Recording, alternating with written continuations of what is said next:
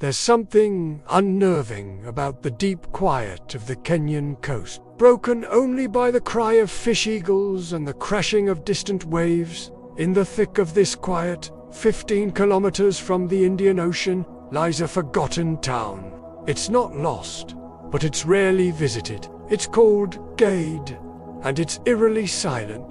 In the 13th century, it was a thriving port city, one of many on the East African coast, trading with China, India, and the Arabian Peninsula. There are more than 50 of these Swahili settlements along the coast.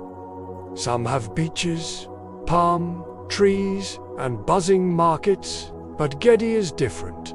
Here the beach is a narrow strip of sand, lined with coral rock and dense woods. Behind the beach are sprawling ruins, stones overgrown by creeper plants and crowned by baobab trees. Here, in the heart of the ruins, you can find a cobbled courtyard surrounded by white coral walls. Once here, the traders of Gedi prayed 5 times a day facing Mecca. But who were these people? How did they live? What happened here? Why did they leave? These questions are hard to answer because there's almost no written history from Gedi itself.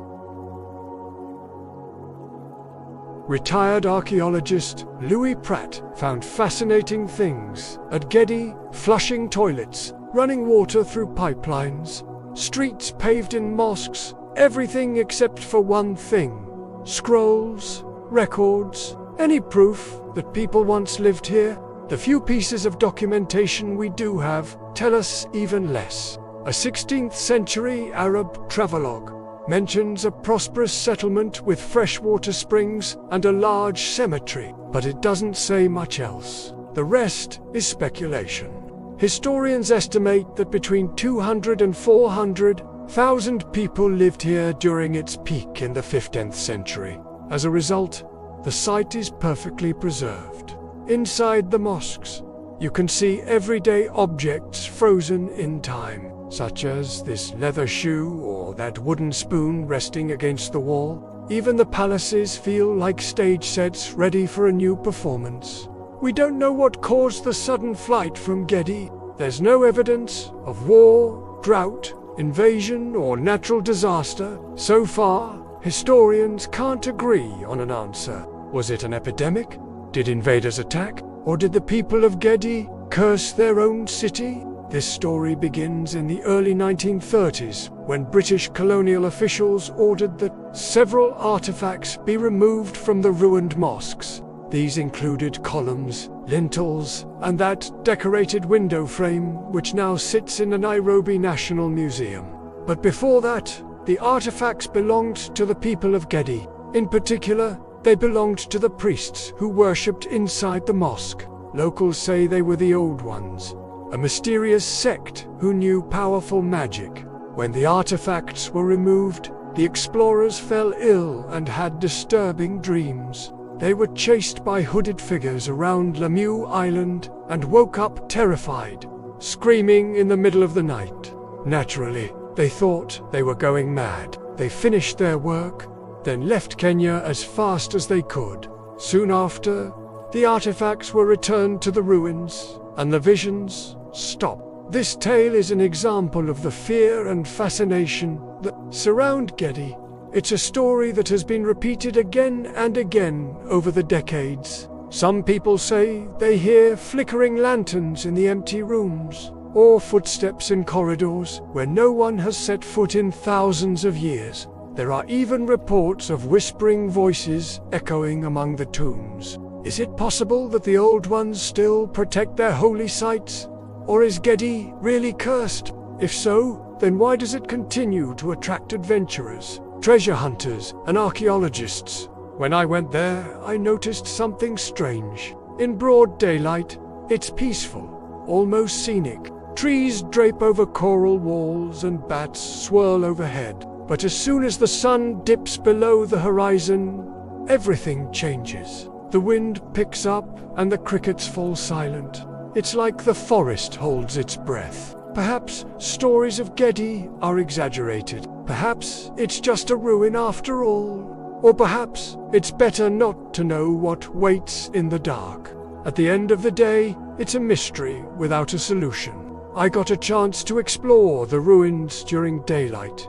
I walked through a narrow passageway between two walls and came across a huge rectangular courtyard. Sunlight streamed through the trees, dappling the ground with light and shadow. That's when I saw the tracks. Someone had recently been here. As I turned to leave, I heard footsteps behind me. I looked back, but there was no one there. I decided to keep walking. I climbed over a collapsed coral wall and descended into a sunken garden. Vines grew everywhere, scrambling over a ruined fountain and curling around fallen statues. I kept walking until I reached a massive stone building, the largest structure in Gedi. It's known simply as the palace. Although no one knows who lived here, perhaps it was a king or the sultan. Perhaps it was a trader or a priest. In another time, this might have been my home. Maybe I would have sat here sipping sweet coconut milk, or maybe spicy ginger tea. I could have leaned against this wall watching servants carry bundles of incense and saffron through the doorway. I imagined life here would have been peaceful, predictable, safe. It would have felt like home, but it was not. Archaeologists believe this palace was destroyed by fire sometime before 1500. They also believe it was abandoned shortly after. But why? And what happened to its inhabitants? This is what makes Gedi so interesting. Unlike other Swahili towns, there are no records, no documents, no indication that anything ever happened here. There's no sign of destruction, no indication that the people of Gedi ever fought. There's no sign that they ever left. I looked around the courtyard and wondered how many people had lived here. Where are they now? What did they look like? What did they dream about? Did they ever think about leaving? I looked down at my camera and realized I should be recording what's inside the palace. But I was distracted by a tiny green tree growing out of a cracked wall. It felt strangely symbolic. Life goes on, I thought. But in what world? In what century? It's impossible to know what really happened in Gedi. During World War II, soldiers used the ruins as a shooting range, leaving bullet holes in the walls. The area around Gedi was deforested, which made the ruins even more haunting. For decades, the only sound was the wind whistling through the trees. In recent years, however, Gedi has become popular with explorers and treasure hunters. Drones buzz in the sky and footsteps echo in the corridors, and sometimes there are lights in the windows. One night, my friends and I hiked to Gedi to see if the old ones still live here. The journey took about 2 hours through thorny bushes and tall grasses. I was scratched and bitten dozens of times. When we finally arrived at the ruins, it was dark.